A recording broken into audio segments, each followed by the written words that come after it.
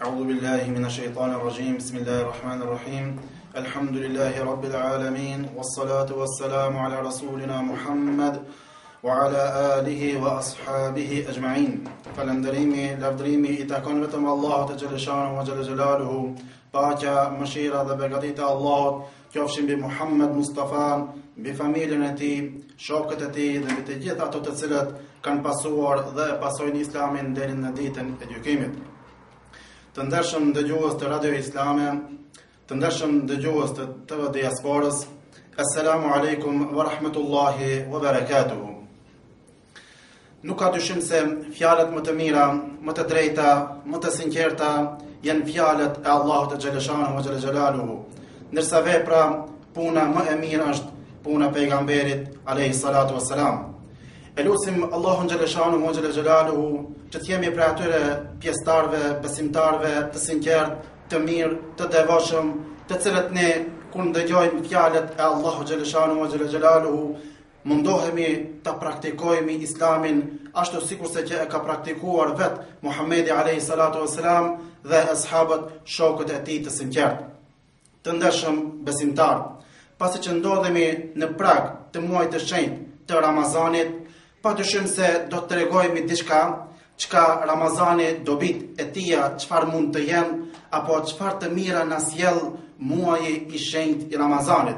Pasi që Allahu xhaleshanu wa xhelalu ka zgjedhën këtë muaj të shenjtë dhe ka zbritur të gjitha edhe librat e mëparshme para Kur'anit, po ashtu ka zbritur edhe Kur'ani, po dhe brenda Ramazanit kemi shumë të mira të cilët brenda Ramazanit, brenda muajit të shenjtë të Ramazanit, neve do t'i cekim se jo vetëm se nata e madhe e Kadrit, e cila gjendet e zbritjes së Kur'anit, po ashtu është një luftë e cila ishte zhvilluar, lufta e Bedrit, po ashtu kemi edhe çlirimin e Mekës, që do të thotë se muaji i shenjtë i Ramazanit na sjell për plot begati, për plot të mira. Të ndershëm besimtar, tema e sotshme para jush do të jetë agjërimi, kursi më i mirë i jetës. Padyshim se është një kurs mujor të cilën Allahu xhaleshanu ka dashur neve të na mësoj për tërë jetën se si duhet muslimani besimtari të jetojë jetën e tij. Cilët janë dobit e agjërimit të Ramazanit? Nuk do t'i cekim neve dobit trupore, siç janë të zëm dobit trupore që edhe mjekët janë më kompetent për të folur. Çfarë dobi ka trupi? I jep pushim trupit gjatë Ramazanit. Njeriu pushon, lukthi i tij pushon, të cilën ka nevojë, edhe lukthi ka nevojë, edhe stomaku të bëjë një pushim. Po ashtu rinovon trupin, po ashtu mbron trupin nga sëmundjet e ndryshme, rregullon tensionimin e gjakut, po ashtu rregullon të rrahurit e zemrës. Këto vetëm se kështu shpejt i ceka, nga se nuk jemi neve kompetent për të folur për këto, më së miri fol mjekësia dhe ato të cilët janë kompetent për këto gjëra të flasin. Mirë, po neve do të ndalemi në këtë dobit shpirtërore. Çfarë agjërimi neve na kujton apo çfarë na mëson? Agjërimi kujton njeriu takimin me Allahun xhaleshanu wa xhelalu. Shife njeriu kur agjëron, kur është agjërues, kujton takimin me Allahun. Si mund të kujtoj takimin me Allahun? Padyshim se në këtë thot pejgamberi alayhi salatu wasalam për agjëruesin janë dy gëzime. Gëzimi i iftarit, që do të thotë me të vërtet kemi gëzimin e madh, kur shtrohet sofra, gjendemi pranë sofrës dhe të gjithë neve presim momentin, fjalën Allahu Akbar, që jep leje neve për të ushqyer. Dhe aty paraqitet një gëzim i madh i muslimanit, i besimtarit, nga se me këtë nuk gëzohet vetëm se që është ushqimi para tij, por gëzohet se ja doli në fund ibadetit, adhurimit të asaj dite. Që do të thotë, e para është gëzimi i iftarit, po ashtu e dyta është pejgamberi alayhi salatu wasallam të cilën e cek dhe gëzimi takimin me Allahun xhaleshanu wa xhelalu. Shikë se çfarë mirësie këtu na tregon pejgamberi alayhi salatu wasalam, se çfarë lidhshmërie bën në mes të agjërimit dhe takimit me Allahu xhaleshanu, që do të thotë sikurse donte na tregojë neve besimtarve, o ju agjërues, O ju besimtar të cilët po duroni dhe po agjëroni, ju do ta keni takimin me Allahun xhaleshanu xhelalu. Kjo është një garancë nga ky hadith e pejgamberit alayhi salatu wassalam. Po ashtu diçka tjetër, takimin me Zotin e kujton agjëruesin, nga se ditën e Kiametit nuk han dhe nuk pin njerëzit. Pejgamberi alayhi salatu wassalam është pyetur se dita e Kiametit është 50.000 vite. Kur i tregoi pejgamberi alayhi salatu wassalam se dita e Kiametit është e gjatë 50.000 vite, muslimanët besimtarët të cilët ishin prezent i thanë: ja Rasulullah, a do të hanë dhe a do të pinë ato njerëz? Tha: as nuk do të hanë dhe as nuk do të pinë. 50.000 vite as nuk do të hanë dhe as nuk do të pinë. Po jo për të gjithë njerëzit, kuptohet. Muslimani i sotshëm, ai i cili e agjeron Ramazanin, ai sot është duke e kryer obligimin ditën e gjykimit, ditën e Kiametit. Por ato të cilët nuk kanë agjeruar, nuk kanë respektuar normat islame, kushtetutën islame, porosit e Allahu xhaleshanu, ato padyshim se do të agjerojnë, por do të jetë agjerimi i tyre më i vështirë, do të jetë dielli 1 milë mbi kokët e tyre, dhe kjo me të vërtetë e vështirëson. Por muslimani i sinqert, muslimani i devotshëm sot zbaton urdhrat e tij, të cilët i ka porositur Allahu xhaleshanu, dhe me këtë kujton ditën e Kiametit, kur ato të cilët durojnë, muslimanët e ndershëm do të menjanohen në hijen e Allahu xhaleshanu xhelalu dhe do të freskohen nga ushqimet e xhenetit. Inshallah, të gjithë neve muslimanëve, të cilët neve agjërojmë, respektojmë normat islame, Allahu xhaleshanu dhash që të jemi për atyre banorëve të cilët jemi në hijen e Allahut xhaleshanu xhelalu. Po ashtu e dyta, çfarë na mëson agjërimi? Agjërimi e lartëson njeriu në nivelin engjëllor të melaqeve. Atëherë, të ndershëm besimtar, duhet të kuptojmë se Allahu xhaleshanu xhelalu ka krijuar krijesa dhe krijesa të shumta. Ka krijuar krijesa më të larta se sa njeriu, të cilët janë melaqet. Po ashtu ka krijuar krijesa edhe më të ulta se sa njeriu, të cilët janë kafshët, shtazët. Mirë, po njeriu është mesatar. Dhe ka prirje, ka mundësi nga njëherë të luajë rolin e melaqeve dhe të arrijë në nivelin e melaqeve. Po ashtu ka prirje njeriu edhe të zbresë nivelin më të ulët dhe të luajë rolin e shtazëve. Gjithçka varet nga veprat e tija dhe punët e tija. Këtë na garanton Allahu xhaleshanu xhelalu dhe thot: Bismillahirrahmanirrahim. Laqad khalaqna al-insana fi ahsani taqwim. Me të vërtet, njeriu e kemi krijuar në formën më të mirë, më të përsosur.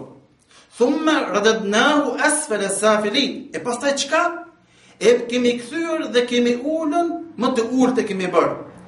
Vetëm se kush? Illa alladhina amanu. Përveç sa atyre të cilët kanë besuar Allahun, wa amilu salihat, dhe kanë bërë vepra të mira, falahum ajrun ghayru mamnun. E për ato sevapët janë të pandërprera. Si mundemi të ndershëm besimtar neve kështu të themi se njeriu mund të arrijë nivelin e melaqeve? Cilët janë ato cilësitë e melaqeve? Çka bëjnë melaqet e çka bën agjëruesi? Unë them se me anë të agjërimit njeriu llogaritet në një nivel me melaqet. E para është, cilat cilësi? Pra melaqet nuk han dhe agjëruesi nuk han. Ja, cilësia e parë. Melaqet nuk pinë, nuk ushqehen, do thotë. Edhe agjëruesi gjatë ditës nuk pinë. Po ashtu, melaqet nuk martohen. Edhe agjëruesi e ka të ndaluar gjatë agjërimit të tij, gjatë agjërimit prej imsakit deri në iftar, marrëdhënie intime me pasën, me nikahin e vet, që do thotë bashkohet me nivelin e melaqeve. Po ashtu, melaqet nuk kundërshtojnë Allahun xhaleshanu xhelalu.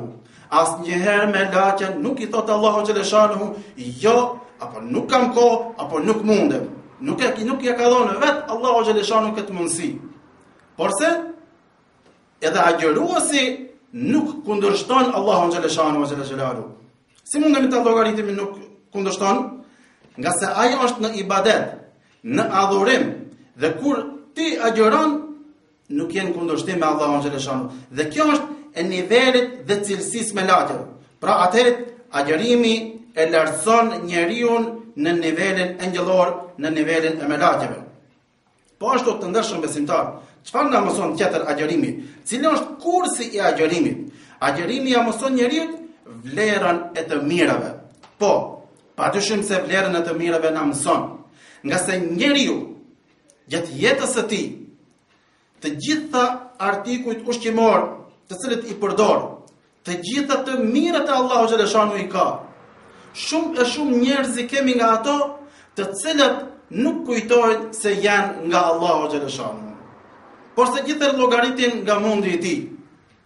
Dhe asnjëherë ndoshta nuk i kujtohet të thot për të gjitha të mirat e Allahu xhaleshanu, që çdo stil Allahu xhaleshanu me pemë e me perime jep, nuk thot dhe haram të thot elhamdulillah.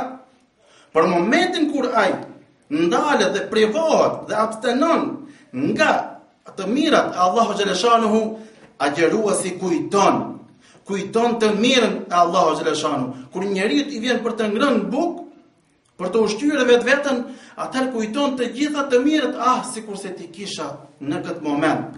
Sikurse të më lejonte Allahu xhaleshanu në këtë moment, të gjitha për ata janë të mira. Është e njëjtë sikurse për shëndetin ton. Neve nuk jemi duke falendëruar Allahun xhaleshanu sa duhet ta falenderojmë për shëndetin të cilin na ka dhënë. Kur njeriu falenderon?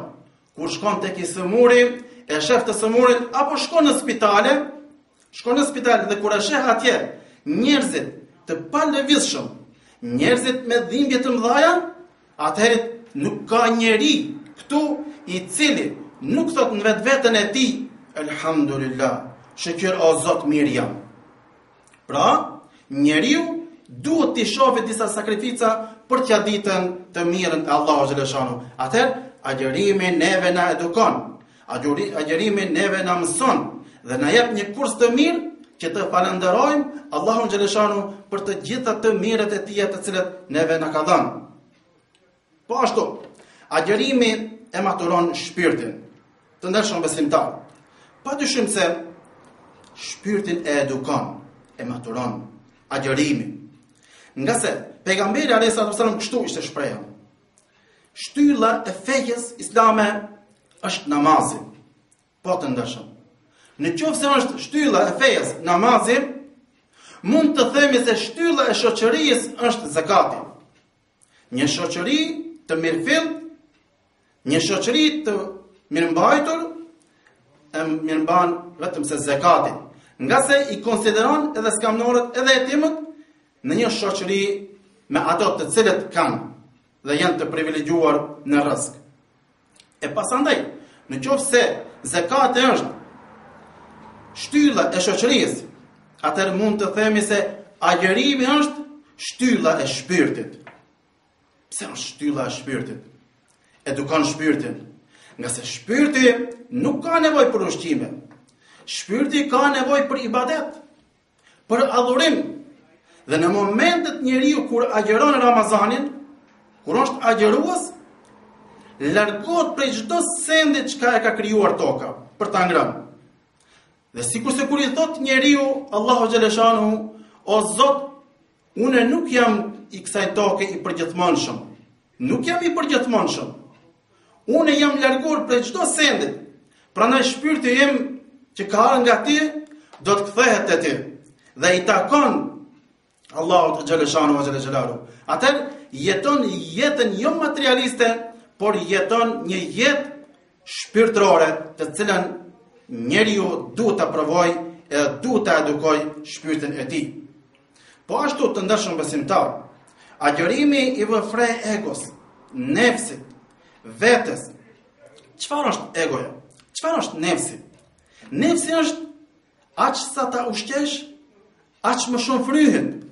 Dhe aq më tepër sa fryhet, dhe aq më tepër ai kërkon.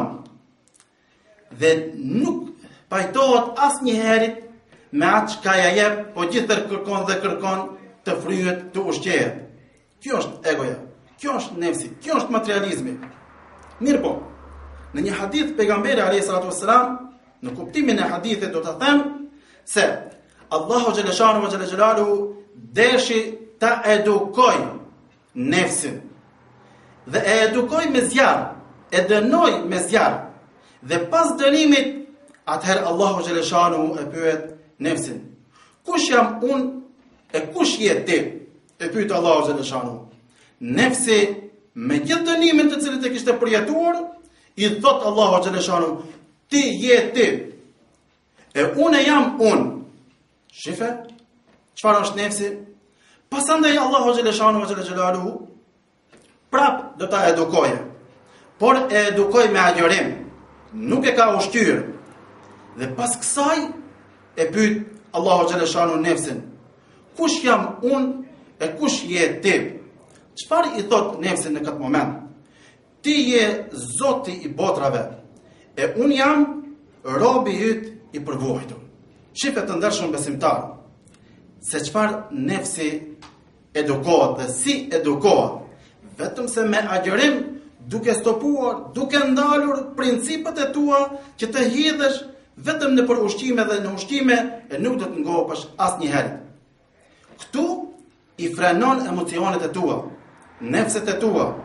A nuk është e vërtetë se po të ulesh në sofër 5 minuta apo 10 minuta para iftarit, edhe pse është bërë koha për të ngrënë, edhe pse janë ushqimet para teje, ti ndalosh, stopohesh dhe pret minutazhin kur ti të lejohet me ngrënë.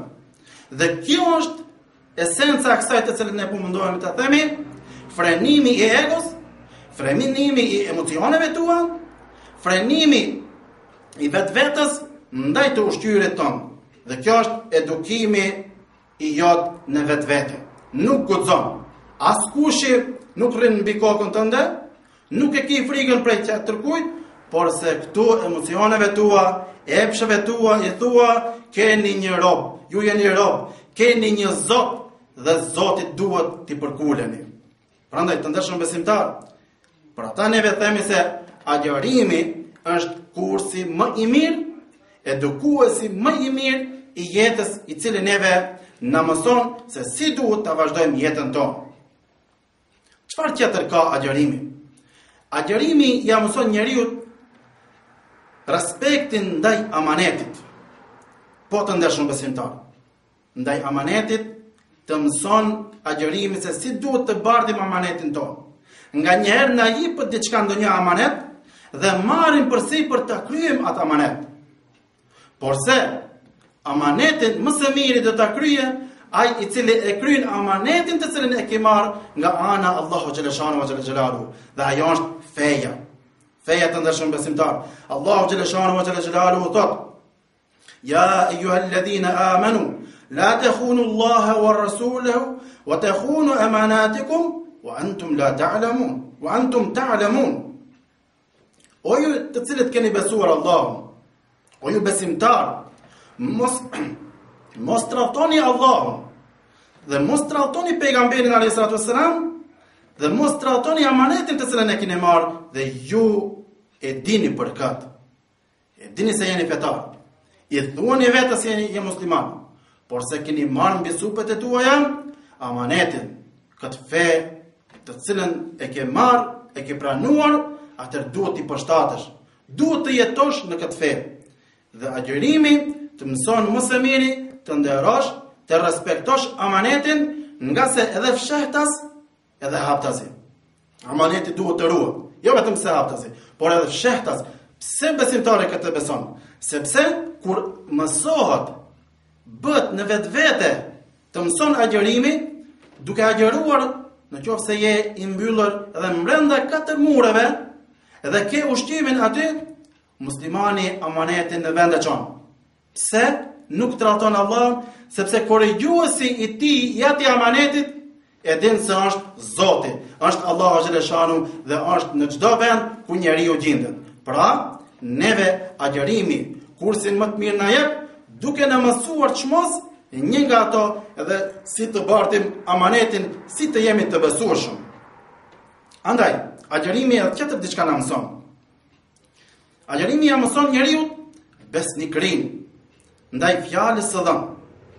neve japim nga njerë ndonjë fjalë, premtojmë diçka, por se nga njerët ndoshta edhe atë besnikrin ton, prap të gjindemi si tradhtar. Mirë po, këtu agjërimi më së miri neve na tregon se o njeri, agjëruesi është besnik, dhe agjëruesi më së miri ta kryen amanetin. Dhe agjëruesi mund të llogaritet më besnik, nga se ai e din që ka bërë një kontratë mes vetë dhe Allahu xhaleshanu. Dhe kontrata e saj është një fjalë, të cilin e ka thonë fjalën La ilaha illa Allah, Muhammedur Rasulullah. Pra, këtë fjalë, këtë kontrat të cilën e ka bërë mes vetë dhe Allahu, ja ka dhënë besën në Zotit, atëherë në brenda kushteve të Islamit gjendet. E ndin vetën si besimtar. Nuk mundemi jo agjëruesi të themi se nuk është besimtar. Ai është besimtar, por besimin e vetë e tradhton. Dhe ne flasim për to, ai i cili agjëron është më besnik se sa ai i cili nuk agjëron. Pasi që ai tradhton Zotin, tradhton fenë e vet, tradhton pejgamberin alayhi salatu wassalam, tradhton Kur'anin, është shumë lehtë të tradhtojë edhe njerëzit, edhe kombin e vet, edhe batanin e vet. Andaj të ndeshëm besimtar, Islami neve na përgatit të jemi të sinqert, të devotshëm, të mirë, po të besueshëm. Po ashtu, agjërimi ja mëson njeriu durimin, si të bëhet më i durueshëm. Nga se jeta jon me telash është. Jeta jon është me probleme. Çdo ditë do të kishe probleme, qoftë familjare, qoftë shoqërore. Mirë po, edukimi më i mirë është kur të edukon agjërimi, të mëson ty se çfarë është sabri dhe durimi. Po ashtu, dhe do të jetë edhe e fundit kjo, agjërimi ja mëson njeriu rregullin dhe rregullsinë. Është e vërtetë. Kursi i mirë është ky, të cilën Allahu xhaleshanu përmes agjërimit i nderuar i besimtar, Allahu xhaleshanu të mëson se në këtë botë, në këtë jetë ka rregulla. Si janë ato rregulla? A nuk na sheh syri? A nuk na ndëgjon veshën neve? A nuk kuptojmë me logjikën tonë? A nuk e ndijmë me zemrat e tona se çfarë rregulli ka brenda agjërimit?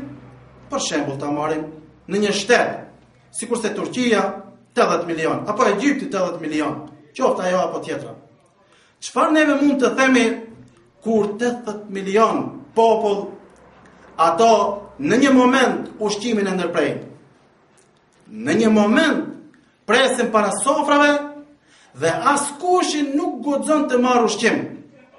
Në atë moment të cilën presin ezanin, atëherit ato mund të ushqehen. Çka do të thotë kjo? Brenda sekondit, brenda një minute, 80 milion për me një herë të zgjatin dorën të bëjnë bismillah dhe të zgjatin dorën për të ushqyer. A ka mundësi ndonjë ligj botëror këtë ta bëjë? Nuk ka mundësi asnjë ligj i kësaj botës ta edukojë njerëzimin në këtë mënyrë që të sjell rregulla ashtu sikurse që ka sjellën vetë Allahu xhaleshanu dhe pejgamberi alayhi salatu wassalam. Prandaj të ndershëm besimtar, kjo ishte tema e sotshme të cilën neve mund të përfitojmë kursin më të mirë të kësaj jete, të cilën Allahu xhaleshanu me agjërim, me adhurim ndaj Allahu xhaleshanu deshi të na mësoj shumë gjëra për t'i përballuar kësaj bote dhe botës së ardhshme. Deri në takimin e ardhshëm, wassalamu alaikum wa rahmatullahi wa barakatuh.